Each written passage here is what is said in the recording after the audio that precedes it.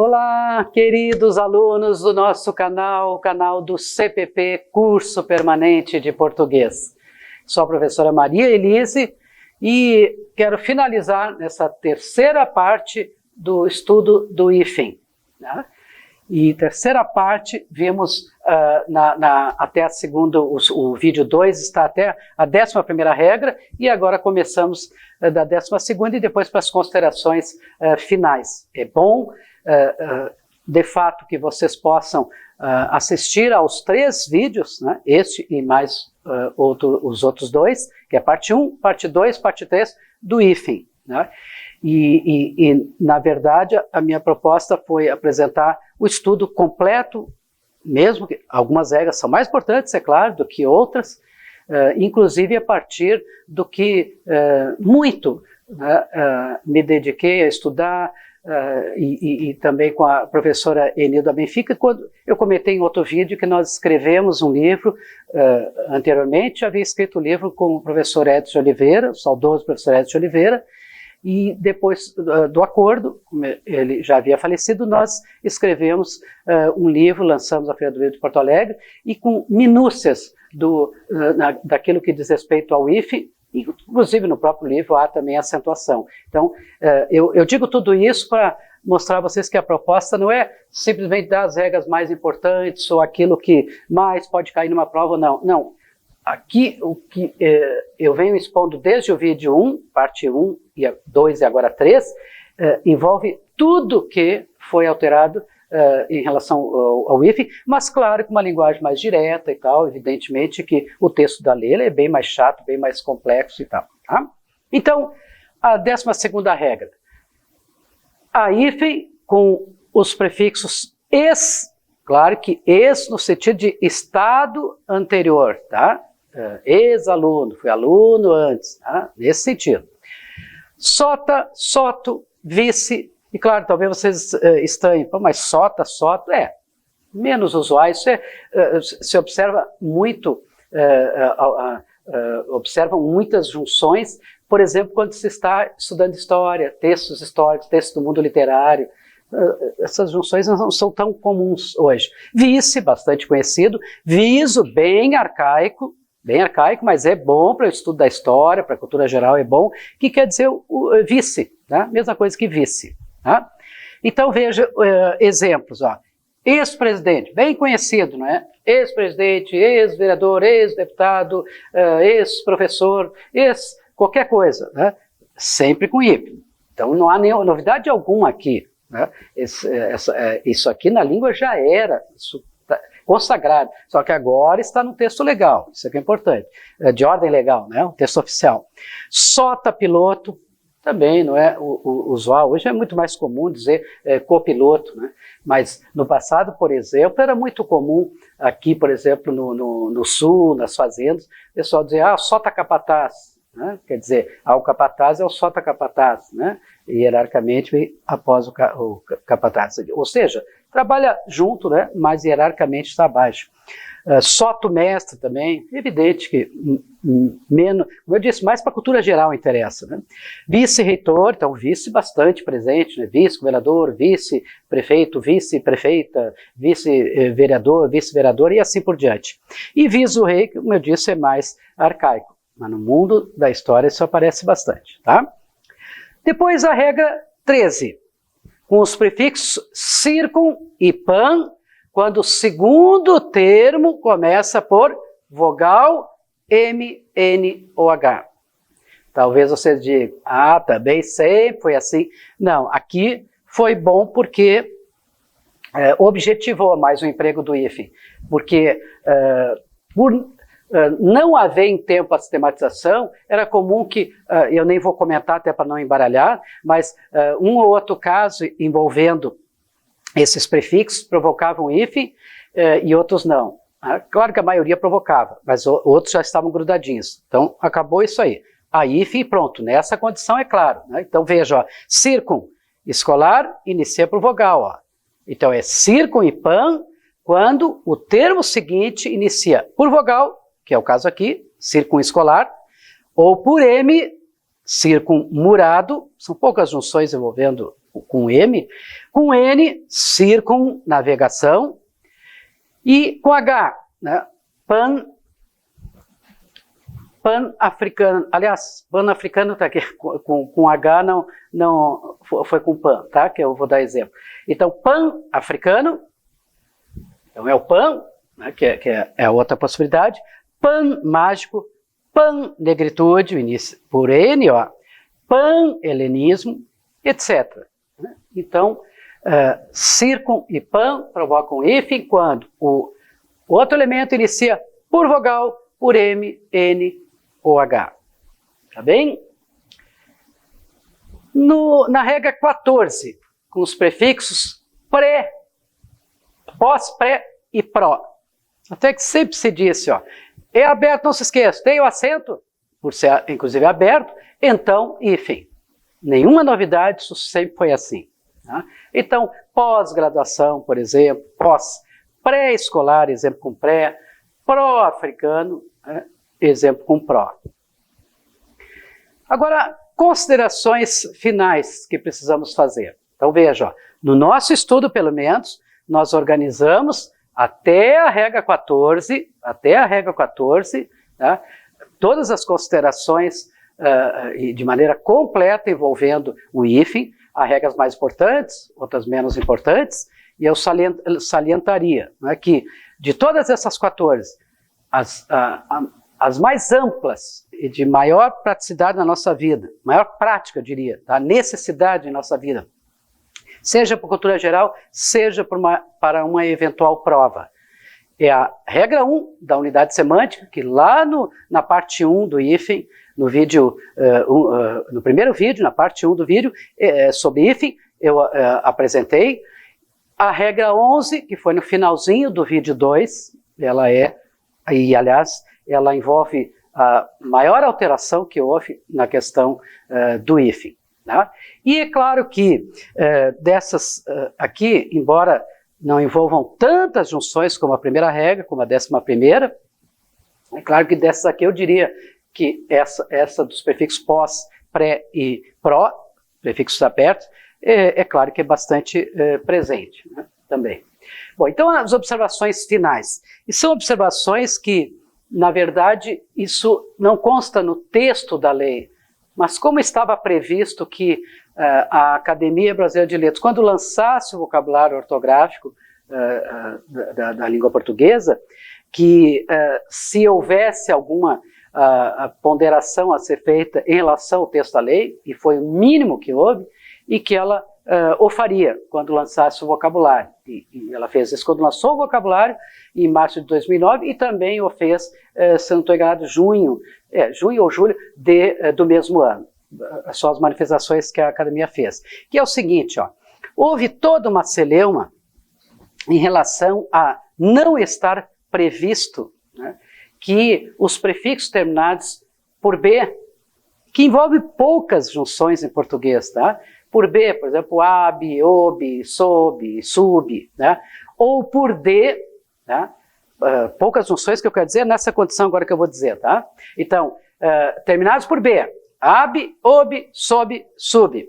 Ou então por D, o ad, né? Eles também provocarão hífen quando o segundo termo iniciar por R. Porque isso não foi previsto e e aí houve toda uma discussão na ocasião sobre se haveria ou não, partindo do pressuposto de que não foi previsto, isso aí teria a ver com a regra 11, por exemplo, não foi previsto, porque a regra 11 ela diz o quê? Os prefixos greco-latinos provocarão hífen se o outro elemento iniciar por H ou iniciar por letra igual à última letra do prefixo. Né? Então, igual, é o caso de micro-ondas, eu tanto ampliei esse aspecto, algo acerca desse termo, no vídeo 2. Então, micro-ondas, por exemplo, é o, né? Ou então quando iniciasse por H. Bom, agora, o que ocorreu? Na ocasião, então, depois de a lei, de o decreto ter sido assinado, antes do lançamento do vocabulário de parte da Academia, houve toda uma discussão, não, mas então se não foi previsto diante de R, logo, abrupto, por exemplo, só se deveria escrever assim, né? Então, e talvez alguns digam, né, nesse imenso Brasil, mas é o normal, abrupto, ele foi abrupto em sua atitude, então abruptamente entrou aqui, né, seria a lei natural. E não, no universo de língua portuguesa é muito empregado, né, abrupto, tá? Que aliás, pela lógica até, deveria ser assim. Tanto é que aqui já adulterou, não, ninguém diz abrupto, escreve abrupto e lê abrupto, né? Então houve uma discussão quanto a essa situação. E aí a academia fez um adendo acerca desses elementos. Tá? Então, veja, exemplo, ad referendar, né, termina por D, começa por R, então, hífen. E por quê? Porque senão vai provocar uma alteração fonética e vai deturpar essa junção. Ad referendar, então ia ficar adre referendar, né? Subreitor, aqui houve muita discussão também acerca de subreitor. Então, se não está previsto na regra dos prefixos greco-latinos, que para nós aqui, nosso estudo é a regra 11, então teria que ser subreitor. E não estava previsto, então pela lei natural seria, na verdade. Né? E aí houve essa correção, tá? Não envolve tantas junções, quando o outro elemento inicia por R, com esses prefixos aqui. Tá? Então, realmente foi uma consideração, um adendo feito pela academia. Né? E quando eu comentei aqui, do abrupto e abrupto, né? Exatamente porque, como eu disse antes, não havendo essa observação aqui, para todo mundo parece que estava tácito só abrupto. Por exemplo, aqui no Sul é mais comum abrupto mesmo, né? Mas não é isso em todo o universo de língua portuguesa. Nós sempre temos que pensar que não é no meu meio, na minha cidade, no meu bairro, entre meus amigos, a família, e que assim se manifesta, então é porque é a única forma. Não, às vezes não. A língua tudo é muito mais amplo, né, do que o nosso, às vezes, mundo, ali, o nosso grupo e tal. Então, e aqui o que aconteceu? Como circula muito essas duas formas, foi mantido na mesma manifestação como caso opcional. Mas havia essa discussão, então para todo mundo será assim? Não, né? Então houve a previsão disso aqui para contemplar casos como subreitor. Essa junção aqui foi muito discutida, que teria que ir para subreitor, tudo junto. Mas aqui, igual oscila na língua as duas formas, tá? Consagrado pelo uso. Então, ficou como opcional.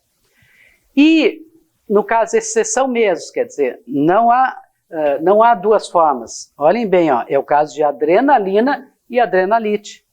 Porque, rigorosamente, em se fazendo essa observação aqui, tá, que contemplaria principalmente junções como subreitor, tá, claro, há de referendar também, mas subreitor, que era a grande discussão, por tabela teria que atingir adrenalina e adrenalite. Imagine, talvez muita gente nem se dê conta de que é de adrenalina, adrenalite.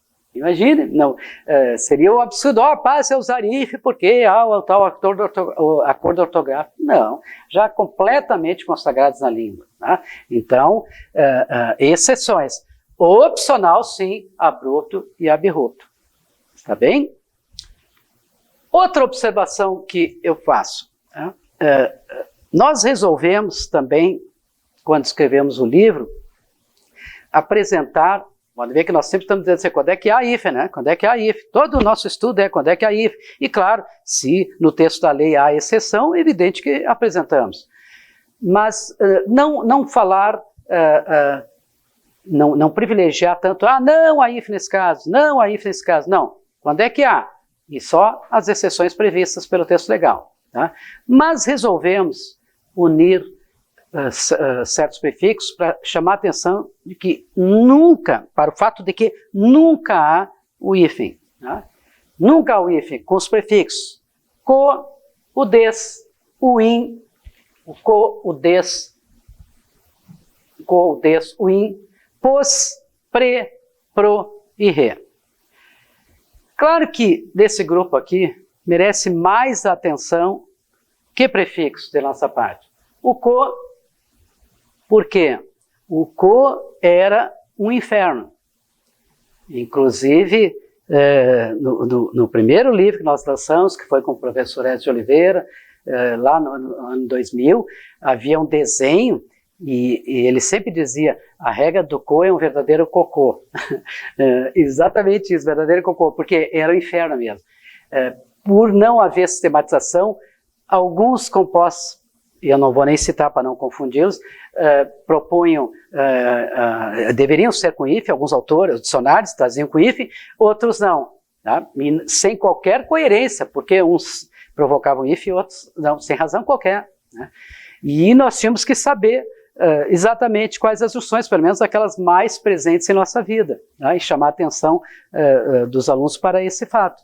Pois bem, o que ocorreu? Não há mais hífen, então não há mais discussão, o co é sempre junto. Tá? Então veja, coautor, tá? Então eu fui coautora desses livros, né? Coautor, coautora, junto. Né? Corréu, né? Na justiça no início foi também toda uma celeuma, mas corréu, que era com hífen, corréu. Mas que estranho. Pois é, e aí eu já aproveito e faço um comentário. Alguns pensam que é decorrência do acordo essa história de RRSS. E nada tem a ver com isso. Vejam, prefixo é forma dependente. Eu mencionei no outro vídeo, forma dependente. Ninguém vai dizer que alguém é co. Agora, se disser que ela é coautora, aí tudo bem, forma sentido. Tá? Então é sempre forma dependente. Então, ou é junto, ou é hífen. Tá? Essa é uma determinação básica. Quando não há razão para hífen, passa a ser um todo. Tá? Por exemplo, ó, vamos fugir um pouquinho daqui e já volto. Ó. Mini saia. Mini saia nunca teve hífen. E é mini mais saia. Saia todo mundo sabe que é com S. No entanto, veja, não tem nada a ver com o acordo. Isso aqui já era antes, continua a ser. Eu dobro o S por quê? Porque senão ficaria mini saia. Porque quando não há hífen, esse todo que se formou tem que respeitar as normas gráficas da língua. O todo tem que respeitar isso. Então é claro que eu tenho que dobrar o S. Né? E acontece isso também com o R. Então vejam, se o co não tem mais hífen em nenhum caso, até porque não há razão de ser, num caso como corréu, eu tenho que dobrar o R.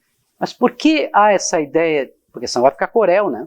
Por que há essa ideia corresponsável também, termo bastante empregado, 2 R's, por que essa ideia de que parece que é novidade? É porque, como foi simplificado o estudo do hífen, há menos razões para haver hífen hoje do que havia até o acordo ser estabelecido. Tá? Menos razões. Então há mais junções. E há mais junções também com elementos que iniciam por R ou por S. Por isso se vê mais RRSS, mas isso não é resultado do acordo, isso sempre foi a norma na língua. Tá? Bem, então o co merece essa atenção especial. Tá? O des é apenas apresentando para juntar vários que nunca provocam hífen, mas é bem de conhecimento da maioria, né? Desonesto, por exemplo, né? O in, tá? Inábil, ó, hábil, não hábil. Então, inábil, naturalmente, perdeu o H, porque H medial só existe na palavra Bahia, né? Várias vezes levantei esse aspecto. Depois, o pos, por, o pre, esses merecem atenção, ó, tá? Vou deixar esses 3 aqui, quero fazer um comentário à parte desse trio.